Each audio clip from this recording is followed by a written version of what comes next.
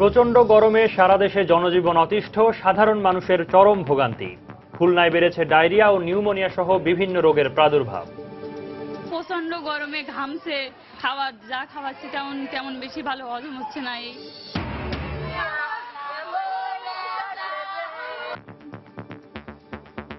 কুষ্টিয়ায় তরমুজ খেয়ে একই পরিবারের 2 শিশুর মৃত্যু, অসুস্থ হয়ে 19 জন হাসপাতালে ভর্তি। 7 দফা দাবিতে বগুড়া শহীদ জিয়াউর রহমান মেডিকেল কলেজের শিক্ষার্থীদের বিক্ষোভ অব্যাহত। ঢাকা রংপুর মহাসড়ক অবরোধ, ইন্টার্ন চিকিৎসকদের একাত্মতা ঘোষণা। কক্সবাজারে উদ্ধার হওয়া মাদকদ্রব্য ধ্বংস করার সময় আগুনে বিজেপির 11 সদস্য দগ্ধ, গুরুতর আহত 6 জনকে পাঠানো হলো চট্টগ্রামে। এবং রোজা সামনে রেখে চট্টগ্রাম বন্দর দিয়ে ব্যাপক হারে ভোগ্যপণ্য আমদানি শুরু, সংকটের কোনো আশঙ্কা নেই বলছেন ব্যবসায়ীরা।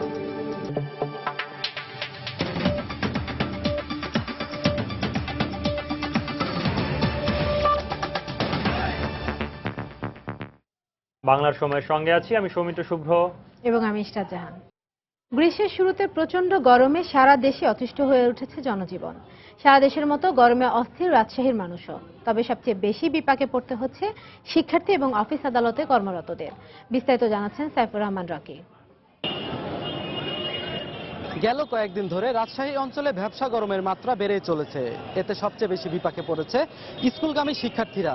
তারা না পারছে স্কুলে, না পারছে বাসায় ঠিকমতো পড়াশোনা করতে। তার উপর আবার নতুন যন্ত্রণা হিসেবে দেখা দিয়েছে ঘন ঘন লোডশেডিং। গরমের কারণে আমরা স্কুলে আসতে অসুবিধা হয়। স্কুলে আসলে আমাদের পড়ালেখাটা ঠিক মতো মন বসে না। লোডশেডিং, যার ফলে আমরা ঠিক করে আমাদের পড়ালেখা কমপ্লিট করতে পারছি না। পড়তে মন চাইছে না, বইয়ের দিকে মন বসছে না, অন্যদিকে মন চলে যাচ্ছে গরমের কারণে। শুধু স্কুলগামী শিক্ষার্থীরা নয়, গরমের কারণে বিপাকে পড়েছে বিভিন্ন গন্তব্যের যাত্রীরাও। পাশাপাশি বিভিন্ন অফিসের কর্মকর্তা কর্মচারীদেরও কাজকর্মে ব্যাঘাত ঘটছে গরমে, এমনটাই জানিয়েছেন তারা। আমি ঢাকা থেকে পরশু দিন আসছি এখানে, কিন্তু ঢাকায় এত গরম দেখি না। এখানকার প্রচন্ড গরম এবং সূর্যের আলোটা কেমন জানি গা জ্বলে, রোদটা পড়লে গাটা কেমন জ্বলে আর কি। গরমের জন্য কাজের কিছুটা হলে ব্যাঘাত হবে। বৃষ্টি হলে এই গরমের মাত্রা কিছুটা কমে আসবে, এমনটাই বলছেন স্থানীয় আবহাওয়া অফিসের কর্মকর্তারা। গত এক সপ্তাহ যাবৎ রাজশাহীর উপর দিয়ে মৃদু থেকে মাঝারি ধরনের তীব্র তাপ প্রবাহ প্রবাহিত হচ্ছে, যার ফলে ম্যাক্সিমাম টেম্পারেচার 36 ডিগ্রি থেকে 39.5 ডিগ্রির মধ্যে ওঠানামা করছে। এর ফলে তাপমাত্রা বেশি হওয়ার ফলে, ম্যাক্সিমাম টেম্পারেচার বেশি হওয়ার ফলে তাপের প্রবণতাটা বেশি পরিলক্ষিত হচ্ছে। গেল কয়েক বছরের মধ্যে 2005 সালে রাজশাহীতে সর্বোচ্চ তাপমাত্রা ছিল 42.5 degree Celsius. Saifur Rahman Rocky, সময় সংবাদ, রাজশাহী। এদিকে প্রচণ্ড গরমে খুলনায় বেড়েছে ডায়রিয়া ও নিউমোনিয়া সহ বিভিন্ন রোগের প্রাদুর্ভাব। এর মধ্যে সবচেয়ে বেশি অসুস্থ হয়ে পড়ছে শিশুরা। স্থান সংকুলান হচ্ছে না খুলনা শিশু হাসপাতালে। গত 2 দিন ধরে এখানে 39 ডিগ্রি সেলসিয়াস পর্যন্ত তাপমাত্রা ওঠানামা করছে বলে জানিয়েছে আবহাওয়া অফিস। বিস্তারিত তরিকুল ইসলামের রিপোর্টে। বৈশাখেও বৃষ্টি না হওয়ায় প্রচণ্ড গরমে বিপর্যস্ত খুলনা নগরীর জনজীবন। ব্যবসা গরমে অসুস্থ হয়ে পড়ায় হাসপাতালগুলোতে অস্বাভাবিকভাবে বেড়েছে ভিড়। এদের মধ্যেও শিশুদের সংখ্যাই বেশি। খুলনা শিশু হাসপাতালে প্রতিদিন চিকিৎসা নিতে আসা বেশিরভাগ শিশুই ডায়রিয়া ও নিউমোনিয়ায় আক্রান্ত। হঠাৎকার পায়খানা করার পরে একটু ঘুমাইছে, ঘুমার পর দুধ দিচ্ছে, দুধ দেওয়ার পর ফিরে গলগলায় বমি। প্রচন্ড গরমে ঘামছে, যা খাওয়াচ্ছে তেমন তেমন বেশি ভালো হজম হচ্ছে না। এই ঝামেলার জন্য এরকম হচ্ছে। বাচ্চার পেটে খুব সমস্যা হচ্ছে, বাথরুম হচ্ছে বারে বারে। হাসপাতালের কর্তব্যরত চিকিৎসকরা জানান, প্রতিদিন গড়ে 6 শতাধিক শিশুকে হাসপাতালের বহির্বিভাগে চিকিৎসা দেওয়া হচ্ছে। এদের মধ্যে অর্ধেক অসুস্থ শিশু হাসপাতালে ভর্তি হচ্ছে। প্রচন্ড গরমের কারণে আপনার ডায়রিয়ার প্রকোপটা খুব বেশি বেড়ে গেছে। ইনিশিয়ালি দেখা যাচ্ছে আপনার ভমিটিং নিয়ে আসতেছে, তারপরের থেকে লুজ ওয়াটারে স্টুল। 2-1 পায়খানা করার পরেই বাচ্চারা খুব বেশি লেথার্জিক হয়ে যাচ্ছে, ডিহাইড্রেশন হয়ে যাচ্ছে, যার কারণে অ্যাডমিশন রেটটা একটু বেশি বেড়ে গেছে। এই অবস্থায় বিশেষজ্ঞ চিকিৎসকরা তাদের নির্দেশনা মেনে চলার পরামর্শ দেন। বমি এবং পায়খানা দুটোই একসাথে থাকে, অবশ্যই চিকিৎসকের পরামর্শ নেবে। কিন্তু যদি সাময়িকভাবে না পায়, অন্তপক্ষে স্যালাইনের পানি কন্টিনিউয়াস খাওয়া যাবে। 6 মাসের উপরে হলে বাচ্চাদেরকে নর্মাল স্যালাইন এবং রাইস স্যালাইন খাওয়ানো যেতে পারে। আর এর সাথে সাথে যারা অন্য শক্ত খাবার খায় তারা সেটাও খেতে পারবে। সংশ্লিষ্ট সূত্রে জানা যায়, ব্যবসা গরমের কারণে খুলনার ডায়রিয়া হাসপাতাল, শিশু হাসপাতাল ও অন্যান্য হাসপাতালে সহস্রাধিক মানুষ পেটের পীড়া সহ অন্যান্য রোগের চিকিৎসা নিতে আসছেন। খুলনায় গত 2 দিন ধরে 39 ডিগ্রি সেলসিয়াস পর্যন্ত তাপমাত্রা ওঠানামা করছে। তরিকুল ইসলাম, সময় সংবাদ, খুলনা। দর্শক, এ বিষয়ে কথা বলতে আমাদের খুলনা ব্যুরো অফিসে আছেন খুলনা শিশু হাসপাতালের ইনডোর মেডিকেল অফিসার নূরে আলম সিদ্দিকী। ডাক্তার সিদ্দিকী, এই অসহনীয় গরমে নানা রোগাক্রান্তের হাত থেকে শিশুদের রক্ষায় কি কি করণীয় আছে বলে আপনি মনে করেন? ডাক্তার সিদ্দিকী। ধন্যবাদ, আপনাকে অনেক ধন্যবাদ। আসলে এই মুহূর্তে প্রচন্ড গরমের জন্য আমাদের দেশে, আমাদের খুলনা শহরে ডায়রিয়ার আক্রান্ত শিশু সংখ্যা অনেক বেড়ে গেছে, যার জন্য আমাদের প্রতিদিন আউটডোরে 600-র উপরে রোগী দেখতে হচ্ছে। এই রোগীগুলো যখন আমাদের কাছে আসে, বাবা মারা স্বাভাবিকভাবে উৎকণ্ঠায় থাকছেন। তো এই বাবা মাদের কাছে আমাদের উপদেশ থাকছে যে উতলা হওয়ার কারণ নাই, তরল খাবার ঘন ঘন খাওয়ান।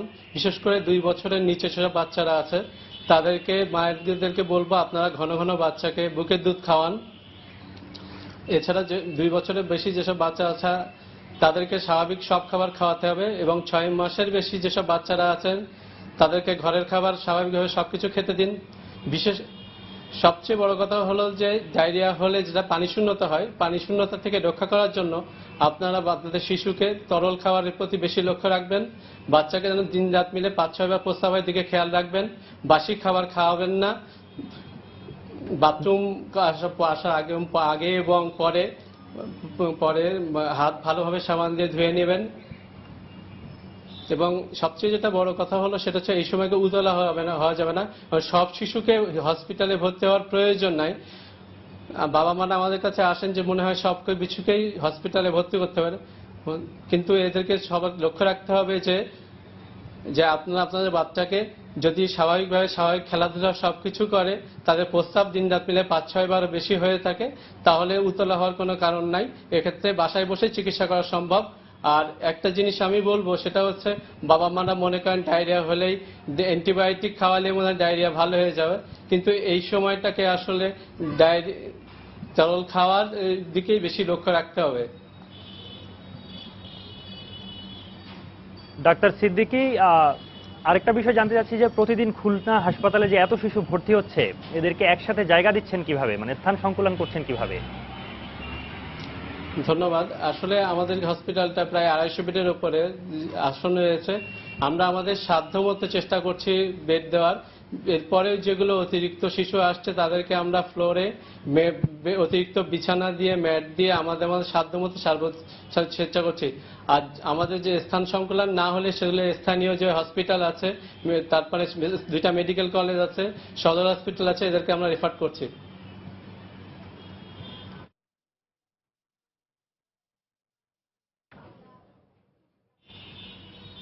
নূরে আলম সিদ্দিকী, আপনাকে ধন্যবাদ। দর্শক, খুলনা ব্যুরো অফিস থেকে জানাচ্ছিলেন খুলনা শিশু হাসপাতালের ইনডোর মেডিকেল অফিসার নূরে আলম সিদ্দিকী। চলে যাচ্ছে পরের সংবাদে। টানা 4 দিনের অসহ্য গরমে বিপর্যস্ত হয়ে পড়েছে পার্বত্য শহর রাঙামাটির জনজীবনও। প্রচণ্ড গরমে বেড়েছে গরমজনিত রোগীর সংখ্যাও, বাধাগ্রস্ত হচ্ছে দৈনন্দিন কার্যক্রম। স্থানীয় আবহাওয়া পর্যবেক্ষণ কেন্দ্র জানিয়েছে, রোববার শহরের তাপমাত্রা ছিল প্রায় 39 ডিগ্রি সেলসিয়াস। গরমের কারণে ডায়রিয়া সহ বিভিন্ন রোগে আক্রান্ত হয়ে প্রতিদিনই রাঙামাটি সদর হাসপাতালে ভর্তি হচ্ছে শিশুসহ বিভিন্ন বয়সের মানুষ। অতিরিক্ত রোগী সামাল দিতে হিমশিম খাচ্ছেন চিকিৎসকরাও। এই অবস্থা থেকে রক্ষা পেতে শিশুদের ফ্যানের নিচে রাখা এবং খাবার স্যালাইন খাওয়ানোর পরামর্শ দিয়েছেন চিকিৎসকরা। বাংলাদেশে এখন সর্বোচ্চ তাপমাত্রা হচ্ছে রাঙামাটিতে, হচ্ছে 3-4 দিন ধরে। ফলশ্রুতিতে আমাদের রোগী ভর্তির হার বেড়ে গেছে, বিশেষ করে শিশু রোগী ভর্তির হার বেশি বেড়ে গেছে। বাংলার সময় আরো থাকছে। শিক্ষকের নির্দয় আচরণের শিকার কুমিল্লার 5ম শ্রেণীর ছাত্র মাহিন, নির্বিকার প্রধান শিক্ষক। ব্যবস্থা নেওয়ার আশ্বাস সদর উপজেলা চেয়ারম্যানের।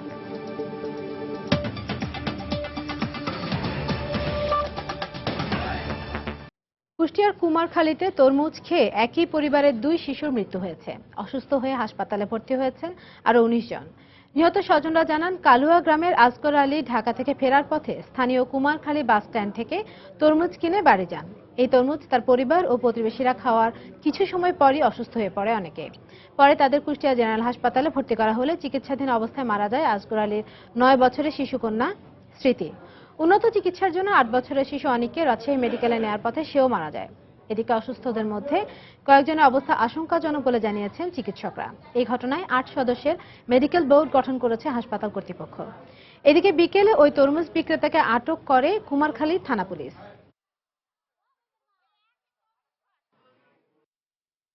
তো অনেক সময় দেখা যায় তরমুজে কেটে নিয়ে আসলে তখন কন্টামিনেশন হয়ে এটা হওয়ার সম্ভাবনা আছে।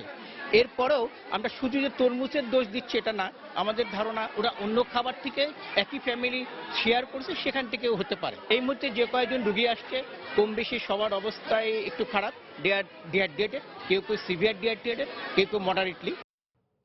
বহিরাগতদের কলেজে প্রবেশ নিষেধ, ছাত্রীদের নিরাপত্তা ও কলেজ সীমানা প্রাচীর নির্মাণ সহ 7 দফা দাবিতে আন্দোলনরত বগুড়া শহীদ জিয়াউর রহমান মেডিকেল কলেজের শিক্ষার্থীরা আজও ক্যাম্পাসে বিক্ষোভ মিছিল করেছেন।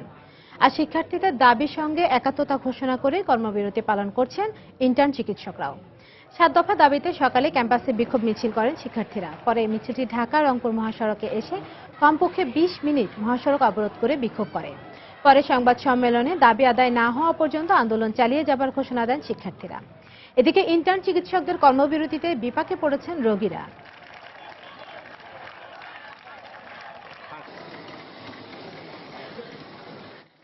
যতক্ষণ পর্যন্ত আমাদের দাবি মানা না হবে আমরা ততক্ষণ পর্যন্ত এটা চালিয়ে যাব। আমাদের নিরাপত্তা ব্যবস্থা যেটা, যে আমাদের নিরাপত্তার জন্য মেডিকেল কলেজ এবং হাসপাতালকে সেবাই করতে হবে। ডাক্তার নাই আজকে এখানে, সার্জারি বিভাগে পাঠিয়ে দিচ্ছে।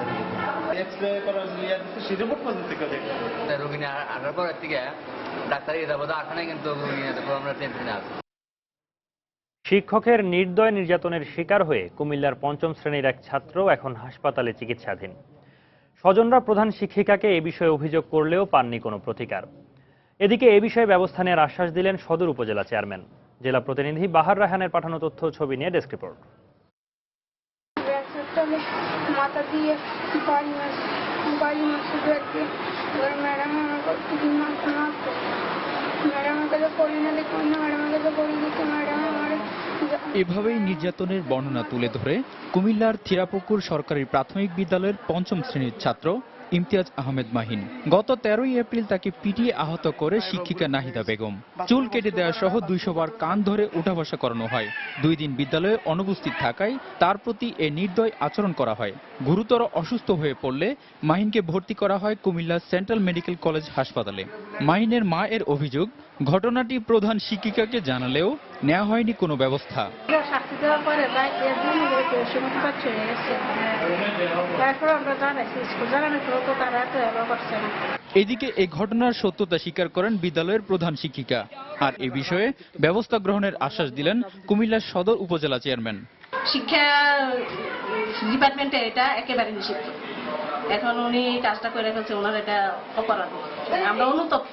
যারা আজকে শিক্ষকতা পেশা থেকে আচরণবিধি মেনে চলেন না, তারা সত্যিই আমাদের কাছে দূষণীয় ব্যক্তি। এই ব্যাপারটি আমরা অবশ্যই লক্ষ্য করব। স্থানীয়দের দাবি, শিক্ষার্থীদের উপর শিক্ষকদের এমন নির্দয় আচরণ বন্ধ করতে হবে। সময় সংবাদ, কুমিল্লা। কক্সবাজারে উদ্ধারকৃত মাদকদ্রব্য ধ্বংস করতে গিয়ে বিজিবির 11 সদস্য আহত হয়েছেন। এই সময় স্বরাষ্ট্র প্রতিমন্ত্রী ও বিজিবির মহাপরিচালক সহ ঊর্ধ্বতন কর্মকর্তারা ঘটনাস্থলে উপস্থিত ছিলেন। বিজিবি জানায়, দুপুরে বিজিবির কক্সবাজার সেক্টর সদর দপ্তর মাঠে উদ্ধার করা মাদকদ্রব্য ধ্বংসের কর্মসূচি নেওয়া হয়। এতে প্রধান অতিথি ছিলেন স্বরাষ্ট্র প্রতিমন্ত্রী আসাদুজ্জামান খান। এছাড়া উপস্থিত ছিলেন বিজিবির মহাপরিচালক মেজর জেনারেল আজিজ আহমেদ সহ ঊর্ধ্বতন কর্মকর্তারা। উদ্ধারকৃত বিপুল পরিমাণ ইয়াবা সহ বিভিন্ন ধরনের মাদক নষ্ট করার জন্য এতে কেরোসিন ঢেলে আগুন দেয়া হলে দুর্ঘটনা ঘটে। আহতদের দ্রুত কক্সবাজার সদর হাসপাতালে নেওয়া হয়। পরে 6 জনের অবস্থা অবনতি হলে তাদের চট্টগ্রাম মেডিকেল কলেজ হাসপাতালে নেওয়া হয়।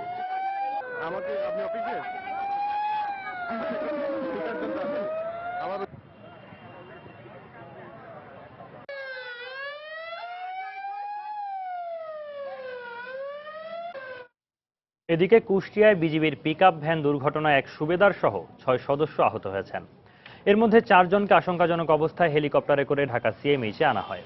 কুষ্টিয়া বিজিবির মেজর মোহাম্মদ তারেক মাহমুদ সরকার জানান, গতরাতে ঝিনাইদহ জেলায় অভিযান চালিয়ে এই দলটি কুষ্টিয়া ফিরছিল।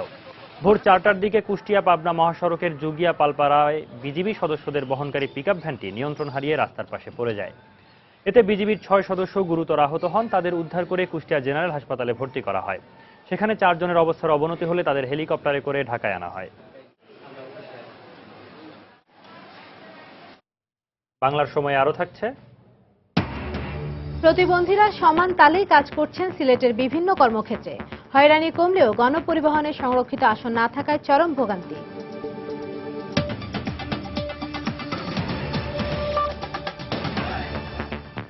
প্যারাশুট অ্যাডভান্সড হেয়ার অয়েল, যার নারিকেলের পুষ্টি ময়েশ্চার ঠিক রেখে চুলকে করবে স্বাস্থ্য উজ্জ্বল। 1 মাস পার হয়ে গেলেও উদ্ধার হয়নি বরিশালের কীর্তনখোলা নদীতে ডুবে যাওয়া মালবোঝাই কোস্টার কর্ণফুলী 5। বিশেষজ্ঞ ও নৌ পরিবহন মালিকদের মতে এ অবস্থায় ডুবে যাওয়া জাহাজ পলি জমে নাব্য সংকট এমনকি চর পড়ার সম্ভাবনা রয়েছে। ফলে নৌ চলাচল বিঘ্নিত হওয়ার আশঙ্কা করছেন তারা। মাহমুদুন নবীর তোলা ছবিতে ফিরদৌস সোহাগের রিপোর্ট। বরিশালের কীর্তনখোলা নদীর চরবাড়ি এলাকায় গত 9 মার্চ রাতে সুন্দরবন 7 নামক লঞ্চের সাথে সংঘর্ষে ডুবে যায় মালবোঝাই কোস্টার কর্ণফুলী 5। এরপর 1 মাস পেরিয়ে গেলেও নদী থেকে ডুবে যাওয়া জাহাজটি ওঠানো হয়নি। বিআইডব্লিউটিএ দুর্ঘটনা স্থান বাতিযুক্ত গোলবয় দিয়ে চিহ্নিত করেছে মাত্র। এই অবস্থায় ডুবে যাওয়া জাহাজে পলি জমে নাব্য সংকট এমনকি ওই এলাকায় চর পড়ার আশঙ্কা করছেন বিশেষজ্ঞরা। জাহাজটিকে যদি দ্রুত না অপসারণ করানো হয় তাহলে সেখানে ফিল্ট্রেশনের কারণে আপনার একটা নদীর নাব্যতা সংকট তৈরি হবে। তারপরে আপনার আরো লং টার্মে যে সে জায়গাটিতে আপনার চরের মতো সৃষ্টি হবে। এর ফলশ্রুতিতে আপনার নৌযান চলাচল বিঘ্নিত হবে এবং ভবিষ্যতে এটা রিভার ইকোসিস্টেমটা যে আছে সেটা আপনার নষ্ট হবে। নৌযান মালিকরা জানান দুর্ঘটনা এলাকা দিয়ে ঝুঁকি নিয়ে চলছে নৌযান। নদীর যে অংশে কর্ণফুলী যে জাহাজটি ডুবেছে সেটিকে আইডব্লিউটি যদিও বয়াবাতি দিয়েছে, তারপরও আমি মনে করি দীর্ঘদিন যাবৎ পলি জমার কারণে প্রথমে সাময়িক এবং পরে স্থায়ীভাবে বন্ধ হয়ে যেতে পারে। নৌ ব্যবসায় আমার এই সেক্টরের অভিজ্ঞতার কারণে আমি এরকম বহু প্রমাণ দেখেছি বরিশাল অঞ্চলে যে একদম চিরতরে নদী বন্ধ হয়ে গিয়েছে। অবশ্য বিআইডব্লিউটি এর এই কর্মকর্তা জানান জাহাজটি অচিরেই উদ্ধার হবে। কীর্তনখোলার যে অংশে জাহাজটি ডুবন্ত রয়েছে সে অংশে আমরা পর্যাপ্ত মার্কিং করে নৌ চলাচলের ব্যবস্থা করেছি। মালিকপক্ষ ডুবন্ত জাহাজটি উদ্ধারের পদক্ষেপ গ্রহণ করেছে। আশা করি অচিরে জাহাজটি উদ্ধার হয়ে যাবে।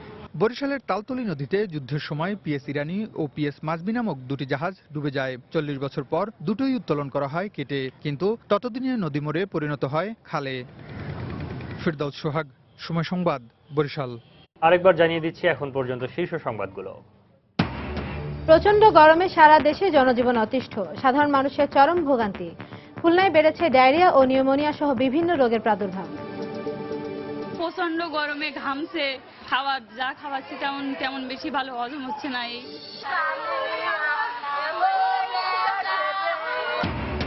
কুষ্টিয়ায় তরমুজ খেয়ে একই পরিবারের 2 শিশুর মৃত্যু, অসুস্থ হয়ে 19 জন হাসপাতালে ভর্তি। 7 দফা দাবিতে বগুড়ার শহীদ জিয়াউর রহমান মেডিকেল কলেজের শিক্ষার্থীদের বিক্ষোভ অব্যাহত। ঢাকা রংপুর মহাসড়ক অবরোধ, ইন্টার্ন চিকিৎসকদের একাত্মতা ঘোষণা। কক্সবাজারে উদ্ধার হওয়া মাদকদ্রব্য ধ্বংস করার সময় আগুনে বিজিবির 11 সদস্য দগ্ধ, গুরুতর আহত 6 জনকে পাঠানো হলো চট্টগ্রামে। এবং রোজা সামনে রেখে চট্টগ্রাম বন্দর দিয়ে ব্যাপক হারে ভোগ্যপণ্য আমদানি শুরু, সংকটের কোনো আশঙ্কা নেই বলছেন ব্যবসায়ীরা।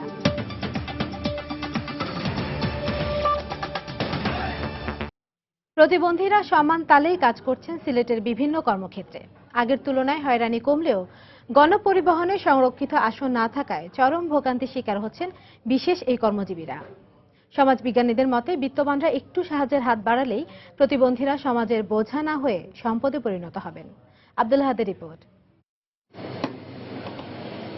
মেধাবী দৃষ্টি প্রতিবন্ধী এই মানুষটি শাহজালাল বিজ্ঞান ও প্রযুক্তি বিশ্ববিদ্যালয় থেকে 2002 সালে মাস্টার্স পাশ করেছেন। তারপর অনেক ঘোরাঘুরি করেও প্রতিবন্ধী হওয়ার কারণে কোনো চাকরি জোটেনি তার ভাগ্যে। শেষ পর্যন্ত শিক্ষাজীবন সমাপ্তির 10 বছর পর পরীক্ষায় উত্তীর্ণ হয়ে তার নিজের বিশ্ববিদ্যালয়ে অফিসার পদে যোগ দেন তিনি। প্রতিবন্ধীরা কাজ করতে তো নানান প্রতিবন্ধকতা এবং কাজ করতে পারে না, ওই ধরনের একটা নেগেটিভ ধারণা নিয়েই তারা বসে রয়েছিলেন। কিন্তু এখন ইদানিং আমি কাজ করা দেখে ওনাদের ধারণা চেঞ্জ হয়েছে।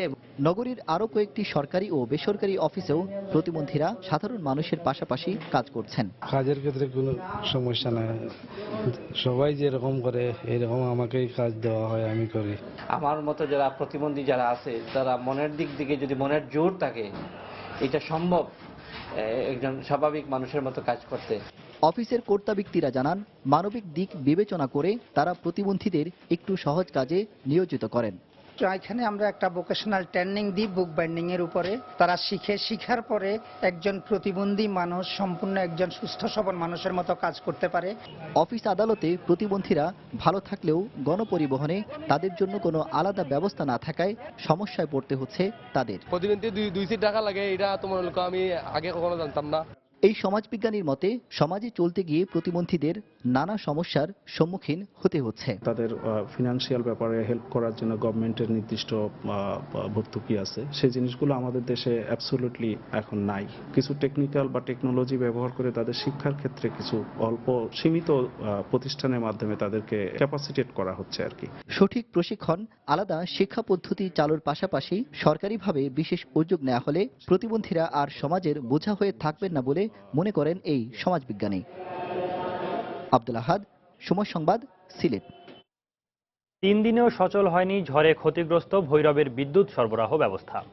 অন্ধকারে দিন কাটাচ্ছেন সেখানকার প্রায় 1.5 লাখ বাসিন্দা। গত 17 এপ্রিল কালবৈশাখী ঝড়ে লণ্ডভণ্ড হয়ে যায় বাসস্থান ও ফসলি জমি সহ সবকিছু। বৈদ্যুতিক খুঁটি ভেঙে ও তার ছিঁড়ে বিচ্ছিন্ন হয়ে পড়ে বিদ্যুৎ ব্যবস্থা। এদিকে বিদ্যুৎ ব্যবস্থা পুনরায় সচল করার জন্য কাজ শুরু হলেও তা অতি ধীর গতিতে চলছে বলে অভিযোগ করছেন এলাকাবাসী। পিডিবির কর্মকর্তারা জানিয়েছেন ক্ষতিগ্রস্ত এলাকায় পুনরায় বিদ্যুৎ সরবরাহ করতে আরও 2 থেকে 3 দিন সময় লাগবে। নানা সমস্যার মধ্য দিয়ে চলছে মানিকগঞ্জের উপজেলা স্বাস্থ্য কমপ্লেক্সের স্বাস্থ্যসেবা। দীর্ঘদিন ধরে এক্স-রে মেশিন ও অ্যাম্বুলেন্স বিকল থাকায় চিকিৎসা সেবা থেকে বঞ্চিত হচ্ছেন স্থানীয় জনগণ। মানিকগঞ্জ প্রতিনিধি ইউসুফ আলীর পাঠানো তথ্য ছবি নিয়ে দেখুন ডেস্ক রিপোর্ট।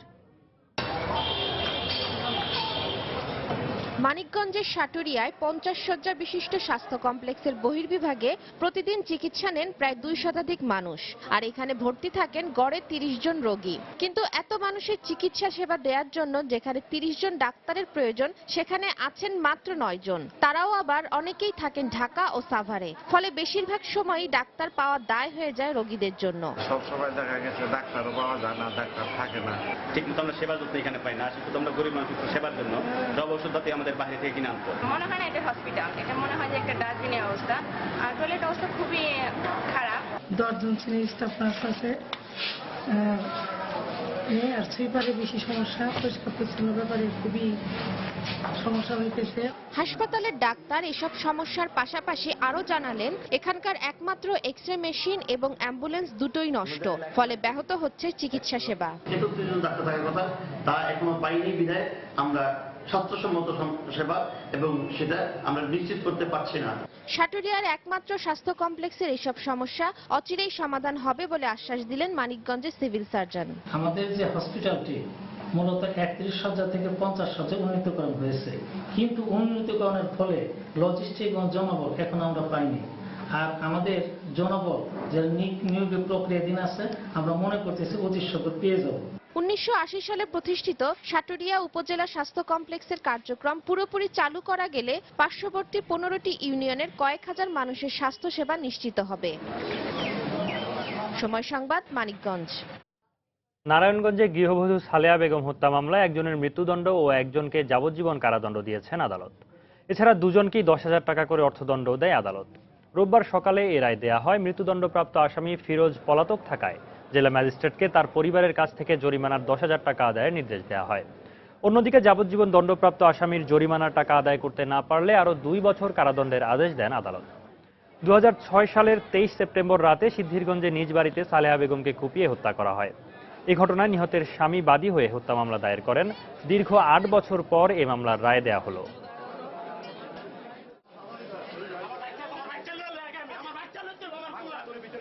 নরসিংদীর শিবপুরে প্লাবন ভূমিতে বাড়ছে মাছের চাষ।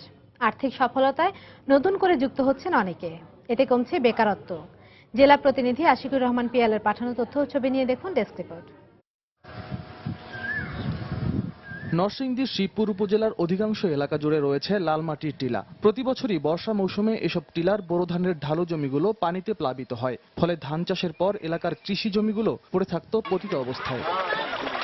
কিন্তু গত 5 বছরে পাল্টে গেছে এলাকার বর্ষাকালের চিরচেনা সেই রূপ। স্থানীয় ইউনিয়ন পরিষদ চেয়ারম্যানের উদ্যোগ ও পরামর্শে স্থানীয় বেকার, যুবক ও কৃষকেরা টিলার ঢালু প্লাবন ভূমিতে শুরু করেন মিশ্র পদ্ধতিতে মাছ চাষ। জমি না, এটার ভিতরে সবার নিয়ে আমরা একটা মিটিং করে দেখি যে এটা একবার ফসল করবো, পরবর্তী আবার মাছের চাষ করবো। 1 ফসলের জমিতে আমরা ধান যে পরিমাণে হয় এর থেকে আমরা মাছের চাষ করে লাভবানটা বেশি। বেকার যারা আছে তাদের জন্য কাজ করতে পারি। 50 লক্ষ টাকা ইনভেস্ট করছি, কিন্তু বিক্রি করছি প্রায় 70 লক্ষ টাকার মতো। তো আমাদের এমন 20 লক্ষ টাকার মতন বেনিফিট হয়েছে।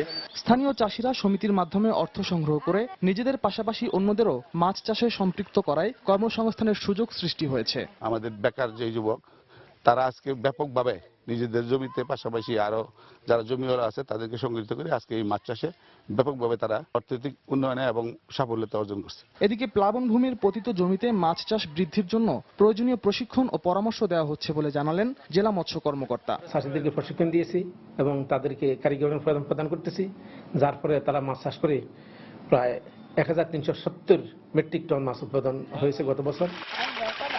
জেলা মৎস্য বিভাগ জানায় বর্তমানে শিবপুর উপজেলার টিলা এলাকায় 563 হেক্টর প্লাবন ভূমিতে 48টি প্রকল্পের মাধ্যমে মাছ চাষ হচ্ছে, আর বছরে এখানে প্রায় 1500 মেট্রিক টন মাছ উৎপাদিত হয়।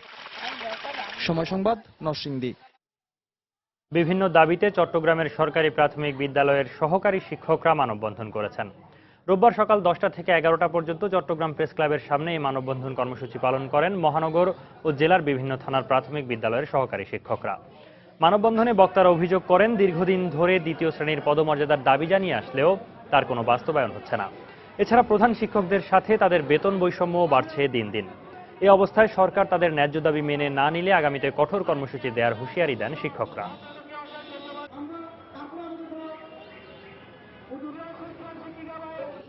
এদিকে ঠাকুরগাঁও সদর উপজেলা নির্বাচনে সময় সংবাদের রিপোর্টার রতন সরকার সহ সাংবাদিকদের ওপর হামলার প্রতিবাদে সমাবেশ ও মানববন্ধন কর্মসূচি পালন করেছে জেলা প্রেস ক্লাব। রোববার বেলা 11টায় জেলা শহরের চৌরাস্তায় এই মানববন্ধনে জেলার প্রিন্ট ও ইলেকট্রনিক মিডিয়ার সাংবাদিক সহ সুশীল সমাজের প্রতিনিধিরা উপস্থিত ছিলেন।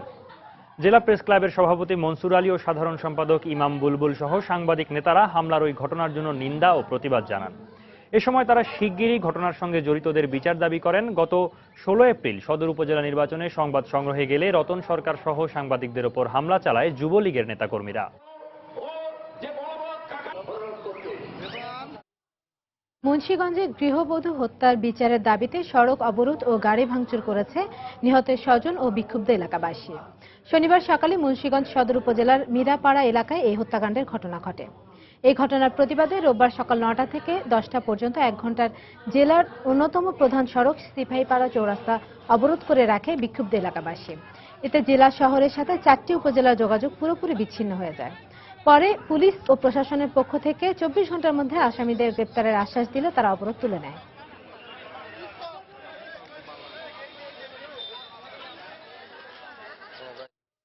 লক্ষ্মীপুরে আধিপত্য বিস্তারকে কেন্দ্র করে 2 গ্রুপের সংঘর্ষে 3 জন গুলিবিদ্ধ সহ অন্তত 10 জন আহত হয়েছেন। সকালে সদর উপজেলার চরশাহী ইউনিয়নের বসুরহাট বাজারে এই সংঘর্ষের ঘটনা ঘটে। পুলিশ ও প্রত্যক্ষদর্শীরা জানায়, ওই ইউনিয়নের মোর্শেদ আলম ও মামুনের সমর্থকদের মধ্যে আধিপত্য বিস্তার নিয়ে দীর্ঘদিন ধরে বিরোধ চলছিল। ওই ঘটনার জের ধরে সকালে উভয় পক্ষের মধ্যে সংঘর্ষ বেঁধে যায়। সংঘর্ষের এক পর্যায়ে উভয় পক্ষের মধ্যে গোলাগুলির ঘটনা ঘটে। এ সময় ইব্রাহিম, আনোয়ার ও মান্নান নামের 3 জন গুলিবিদ্ধ হন এবং আহত হন আরও 7 জন। সরকারি গাছ কাটাকে কেন্দ্র করে গোপালগঞ্জের টুঙ্গিপাড়ায় ইউপি চেয়ারম্যান ও মেম্বারের সমর্থকদের মধ্যে সংঘর্ষে অন্তত 45 জন আহত হয়েছেন। উপজেলার কুশলী গ্রামের বোর্ড অফিস এলাকায় রোববার সকালে 2 ঘন্টা ব্যাপী এই সংঘর্ষ চলে। পুলিশ জানায়, সম্প্রতি এই গ্রামের হাটখোলা বাজারের রাস্তার পাশ থেকে সরকারি 1.5 শতাধিক গাছ কেটে নিয়ে যায় স্থানীয় ইউপি মেম্বার মিরাজ আলীর লোকজন। এই ঘটনার বিরোধিতা করে আসছিল ওই এলাকার চেয়ারম্যান পারভেজ রেজা ও তার সমর্থকরা। বিষয়টির মীমাংসার লক্ষ্যে সকালে সালিশ বৈঠক বসলে দুপক্ষের সমর্থকদের মধ্যে কথা কাটাকাটির এক পর্যায়ে তারা সংঘর্ষে জড়িয়ে পড়ে। এ সময় দেশীয় অস্ত্রশস্ত্র নিয়ে হামলা চালালে দুপক্ষের অন্তত 45 জন আহত হয়। আহতদের হাসপাতালে ভর্তি করা হয়েছে।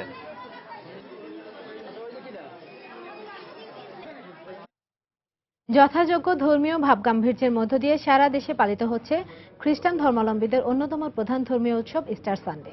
এ উপলক্ষে সিলেটের নয়া সড়কের গির্জায় দিনব্যাপী চলে নানা অনুষ্ঠান। এতে সর্বস্তরের খ্রিস্টান ধর্মাবলম্বী মানুষ অংশ নেন। এর পাশাপাশি যীশু খ্রিস্টের উপর রচিত বিভিন্ন গান পরিবেশিত হয়। পাবনা ব্যাপটিস্ট চার্চে বিশেষ প্রার্থনার আয়োজন করা হয়। প্রার্থনা পরিচালনা করেন যাজক রেভারেন্ড ডেভিড রত্নদাস। এর আগে ভোরে পাবনা খ্রিস্টান কবরস্থানে বিশেষ প্রার্থনা করা হয়।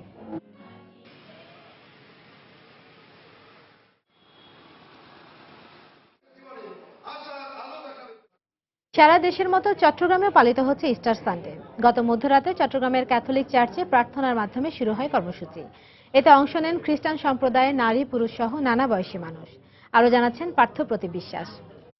বন্দরনগরী চট্টগ্রামে পালিত হচ্ছে খ্রিস্টান ধর্মাবলম্বীদের অন্যতম প্রধান ধর্মীয় উৎসব ইস্টার সানডে। যিশুর পুনরুত্থান কিংবা নবজন্মকে স্মরণ করার জন্যই এর নামকরণ করা হয়েছে ইস্টার সানডে। আর এই ইস্টার কথাটি এসেছে জার্মান প্যাগান ধর্মের দেবী ইয়োত্রার নামানুসারে। তিনি যে যাতনা ভোগ করেছেন, মৃত্যুবরণ করেছেন, পুনরুত্থান করেছেন, এই প্রক্রিয়াটা আমরা আমাদের জীবনেও অনুসরণ করার চেষ্টা করি। কারণ আমরা যদি কষ্ট না করি তাহলে কোনো কিছুতেই আমরা মুক্তি পাওয়ার সেই সুযোগটা আমাদের আসে না। ইস্টার সানডে উপলক্ষে আজকে চট্টগ্রামের গির্জাগুলো সাজানো হয়েছে, আলোকসজ্জা সজ্জিত করা হয়েছে। আর এই ইস্টার সানডে উপলক্ষে বিভিন্ন পরিবার থেকে শুরু করে ছোট ছোট ছেলে মেয়েরা থেকে শুরু করে তারা সবাই গির্জায় আসছে, তারা প্রার্থনায় অংশগ্রহণ করছে। It's bigger than Christmas, যেহেতু আমাদের যীশু খ্রিস্ট মারা গেছে and he was resurrected. শিশুদেরকে নিয়ে বিশেষ করে কালচারাল প্রোগ্রাম করা হয়, ধর্মীয় গান, ধর্মীয় নাচের উপরে। আমরা সকালবেলা আমরা আত্মীয় স্বজনদের বাড়িতে যাই, নানান ধরনের খাবার দাবার থাকে, সেটাতে ঈদের মতোই, আর মানুষ আসে এন্টারটেইন করে। যীশু খ্রিস্ট যেমন শত কষ্ট মোকাবেলা করে মুক্তির পথ পেয়েছিল, তাই এখানে প্রার্থনার মাধ্যমে যাতে মুক্তির পথ তারা খুঁজে পেতে পারে, এই প্রত্যাশা প্রার্থনায় আসা সকলের। চট্টগ্রামের ক্যাথলিক চার্চ থেকে পার্থ প্রতিম বিশ্বাস, সময় সংবাদ। বাংলা সময়ের এই পর্যায়ে শীর্ষ সংবাদ জানিয়ে দিচ্ছি আরেকবার। প্রচণ্ড গরমে সারা দেশে জনজীবন অতিষ্ঠ, সাধারণ মানুষের চরম ভোগান্তি। খুলনায় বেড়েছে ডায়রিয়া ও নিউমোনিয়া সহ বিভিন্ন রোগের প্রাদুর্ভাব।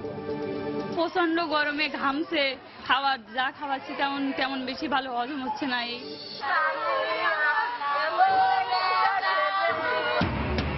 কুষ্টিয়ায় তরমুজ খেয়ে একই পরিবারের 2 শিশুর মৃত্যু, অসুস্থ হয়ে 19 জন হাসপাতালে ভর্তি। 7 দফা দাবিতে বগুড়া শহীদ জিয়াউর রহমান মেডিকেল কলেজের শিক্ষার্থীদের বিক্ষোভ অব্যাহত, ঢাকা রংপুর মহাসড়ক অবরোধ। ইন্টার্ন চিকিৎসকদের একাত্মতা ঘোষণা। কক্সবাজারে উদ্ধার হওয়া মাদকদ্রব্য ধ্বংস করার সময় আগুনে বিজিবির 11 সদস্য দগ্ধ, গুরুতর আহত 6 জনকে পাঠানো হলো চট্টগ্রামে। এবং রোজা সামনে রেখে চট্টগ্রাম বন্দর দিয়ে ব্যাপক হারে ভোগ্যপণ্য আমদানি শুরু, সংকটের কোনো আশঙ্কা নেই বলছেন ব্যবসায়ীরা। এই ছিল বাংলার সময়। যে কোনো খবর পেতে ভিজিট করুন সময়নিউজ.tv। এছাড়া এইমাত্র পাওয়া খবর আপনার মোবাইলে পেতে SMS করুন *BN লিখে পাঠিয়ে দিন 16242 নম্বরে। সঙ্গে থাকুন সময়।